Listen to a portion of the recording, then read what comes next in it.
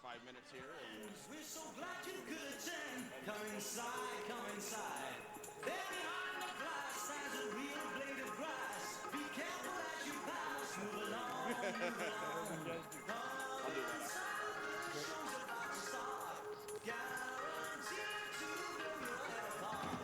And now, with a preview of tonight's game and a look at what's happening at the ballpark, it's time for the Ameren, Illinois and ActonEnergy.com pregame show. Let's send it down to the field and check in with the voice of the Chiefs, Nathan Baliva. Thank you, Brett, and welcome to Dozer Park. We get ready to take on the Wisconsin Timber Rattlers. I've got my PeoriaMagazines.com interview today in front of our dugout. Let's give a big Peoria welcome to Sergeant Slaughter. How you doing? Good. How are you doing? Doing great. Thanks for joining us here today. 80s night.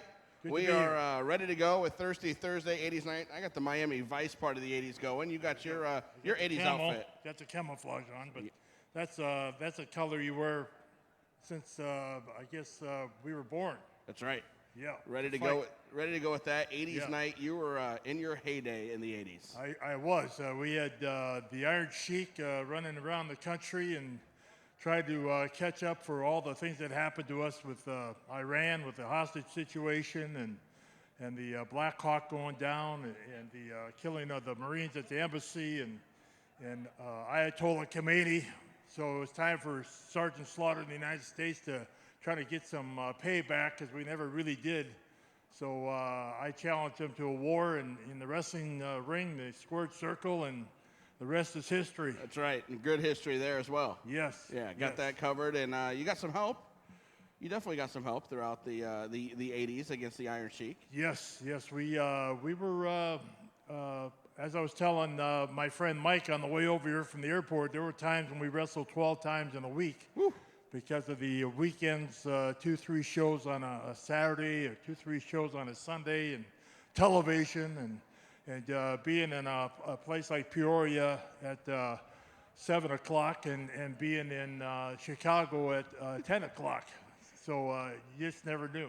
The way it took off in the 80s is we were on 80s night, and everything really seemed like it took off in the 80s with WrestleMania and all that stuff launching. Now you look back on it, 30-some years later. Are you surprised about where it's gone? Is it kind of maybe what you expected?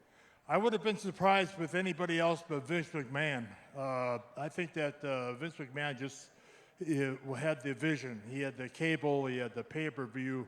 I'm surprised. I guess if we could, we'd be on the moon having a pay-per-view. He'll probably bypass the moon and go to Mars because there's little life on there. But nothing surprises me with the WWE and Mr. McMahon.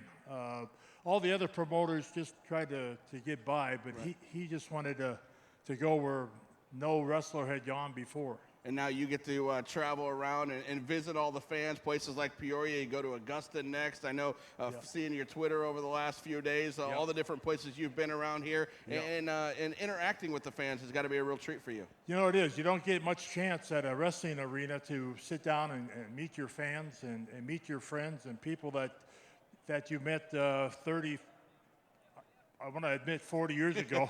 November will be my 40th year in professional wrestling, but I see the pictures that come by when somebody was a little boy and I had him in a Cobra clutch or had him in a body slam, and there he is with his son or his grandson sometimes showing me this was my hero when I was growing up. I wanted to be your hero. So it's really great because of the memorabilia and all the merchandise from not only the WWE and my history in wrestling, but G.I. Joe. I was the only living G.I. Joe figure in its world at that time. So, it's just fun to see all these things that come through, things that I haven't seen, like I said, in 40 years. That's exactly where I was going next. We were talking about 80s night, looking up all the things. A lot of our employees, the interns, the college kids, they weren't alive in the 80s like exactly. I was and like you were. So we educate them on the 80s, and we're showing off the G.I. Joe stuff up there today. And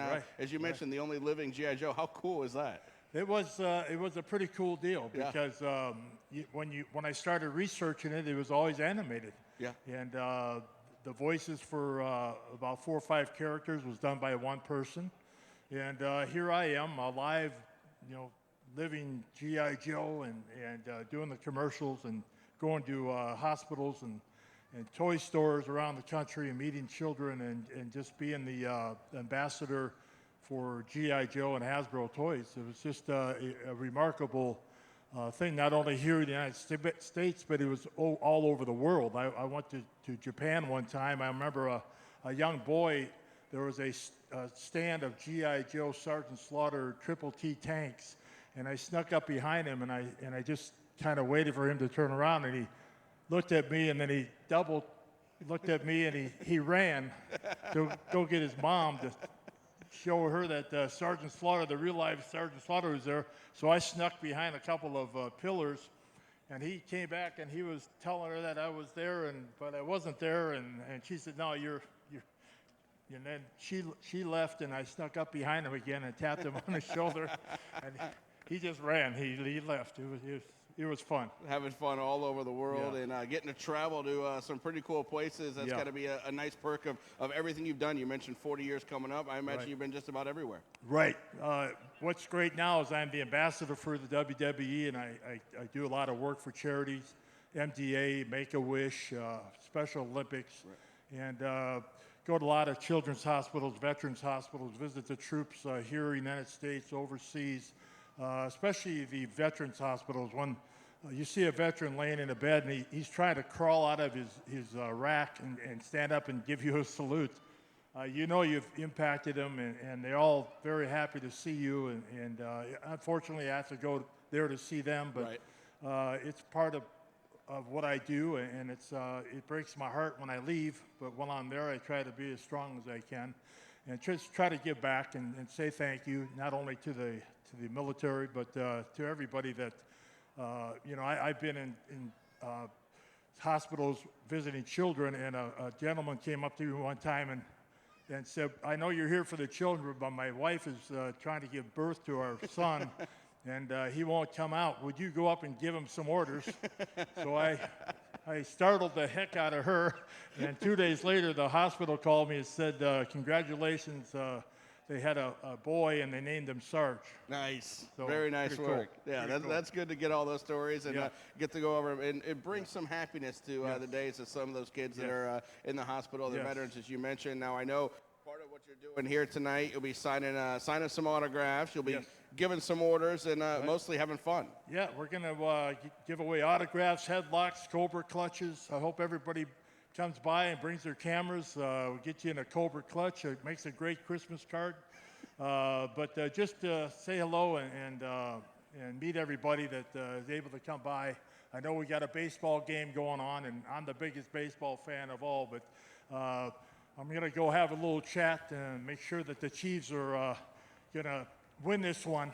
We can't have another loss just like a few minutes ago, so we got to have a victory over those Timber Rattlers. I think they'll take your pep talk, and you ready for your first pitch, too? I hate to see them have to do some push-ups, but I'm going to warm up the old arm. I told them put me down as a designated possibility of a pitch hitter, but I don't think we'll have to worry about that. If you don't throw a strike, who tells you to do push-ups? I do. You do? You tell do. yourself? Yeah. Okay, that's how it works. Well, we thank you very much for being with us in Peoria, giving us some time up here in the pregame show. I know you want to get in there and cheer up the guys, get them going, and we appreciate you being here. No push-ups for you. No, thank you. I appreciate that. All right, Sergeant Slaughter, thank you very much for joining us here today, 80s Night. He'll be up on the concourse signing autographs. I think Katie and Mike will get him all set up. We appreciate it. Stick around, have some fun, enjoy the Thirsty Thursday. Make sure you go up there and get your picture taken with Sergeant Slaughter. We appreciate you being here with us on a Thursday night at Dozer Park.